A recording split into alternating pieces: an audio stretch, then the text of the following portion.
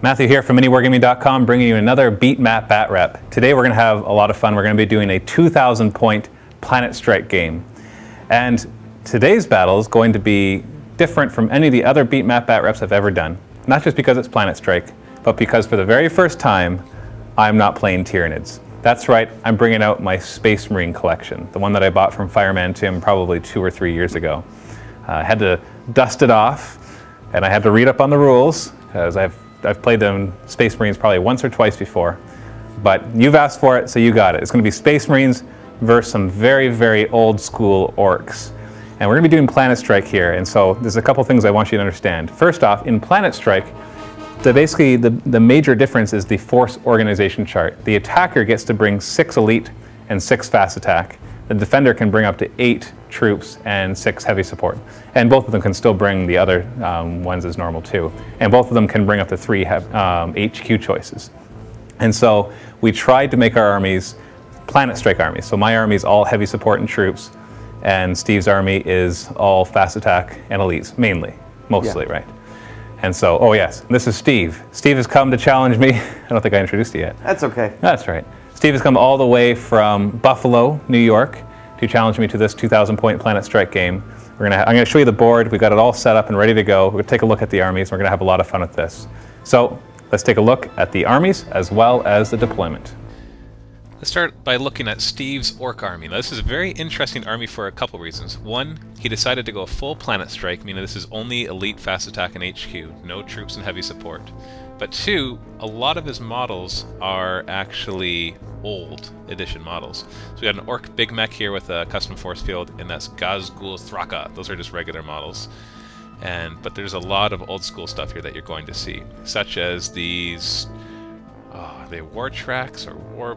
They're the little grot thingies that run around. We got Scorches, we got heavy weapons. They've got weapons that aren't even legal anymore, but he just is proxying them.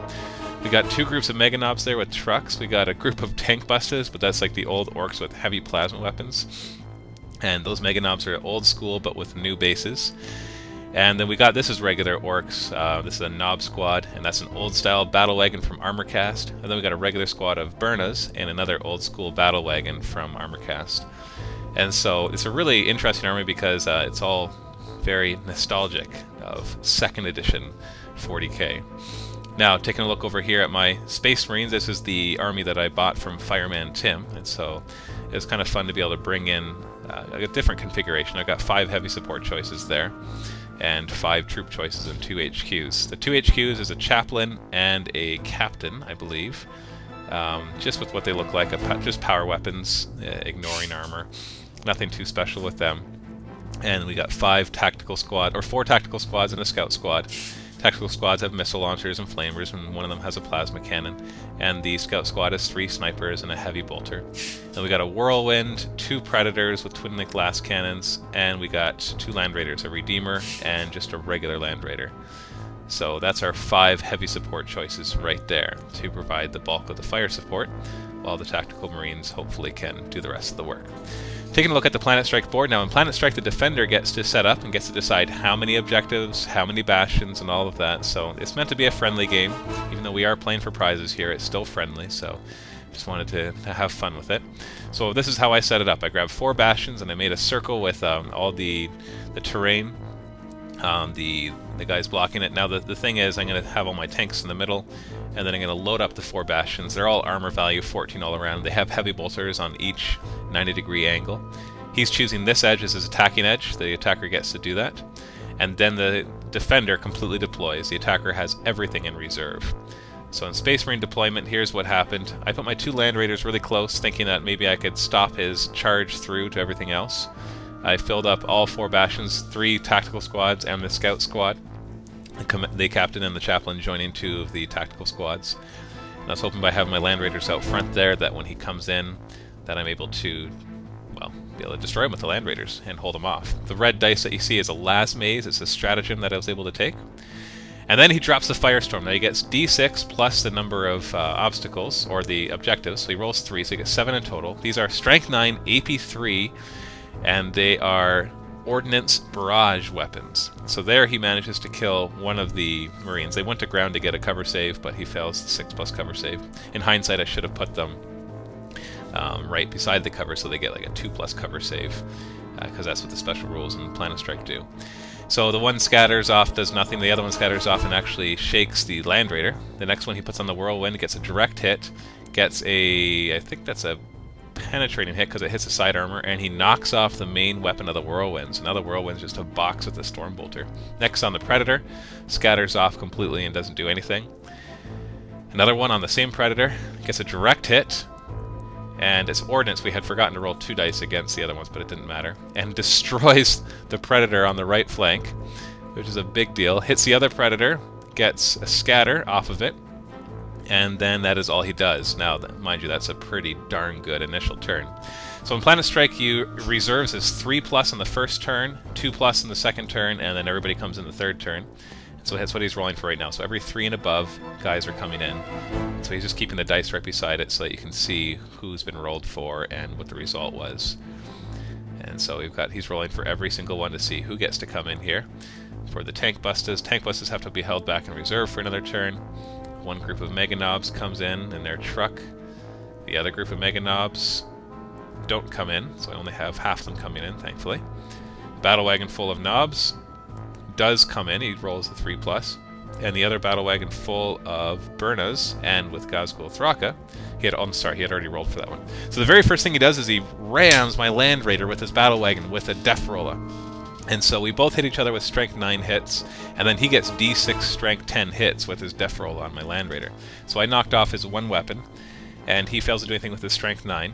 But then he gets 5 Strength 10 hits, one of them penetrates, and it actually...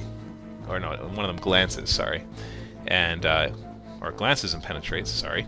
And so he gets shaken and immobilized, so that Land Raider's pretty useless for next turn. He does get to fire one weapon with the Machine Spirit, but that's hardly full strength.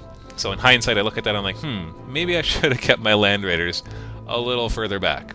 Seemed like a good idea at the time, but hey, this is my second time playing Space Marines, so you gotta go easy on me here. Whenever I play new armies, of course, I gotta learn the tactics of those armies.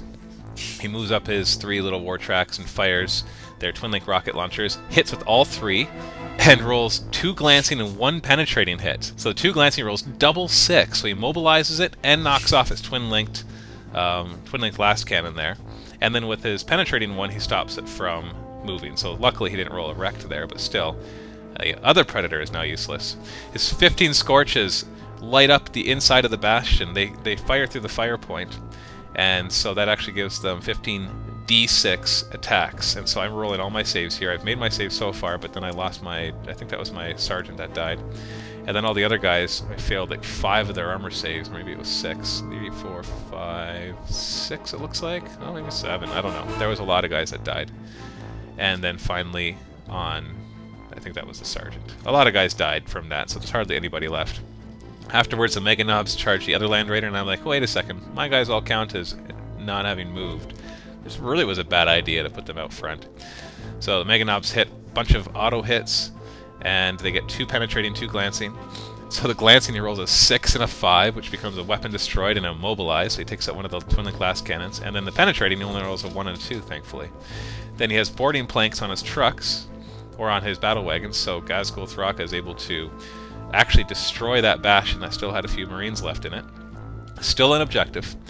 And then the guys inside take Strength 4 hits, and they take 2 wounds and fail both of their armor saves. So all that's left there is the Chaplain. And then we've got a Knob hitting the Land Raider, but does nothing.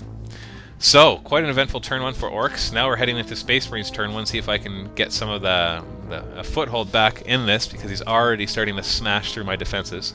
The Multi-Melta fires into the Battle Wagon, hits, gets 2d6. It gets a nice armor penetrating, but it rolls a 1. That's all it does. So I use my Machine Spirit to fire the last cannon, twin-link last cannon at the same Battle Wagon. I manage to hit it, and I penetrate it, and I explode it. So it explodes, thankfully, which I really needed to do. And we were going to put that in there, and we realized there's already a crater there, so that's now dangerous terrain as it has exploded. And so all of his knobs come out. I inflict a bunch of wounds from the explosion, and he has to make a few saves here, but nothing really happens. He manages all his... He has invulnerable saves and feel no pain on that group. So now I'm starting to fire from the tactical squads, And now he's got this Knob Squad, which of course has all the crazy wound allocation stuff, and so we're moving through here. I've already inflicted a couple wounds. He gets a 5+ invulnerable and then a 4+ feel no pain, so there's another wound right there on another guy. It's hard to keep track of, but he failed that save, and he fails to feel no pain, so there's another wound, and fails that save, but he makes the feel no pain.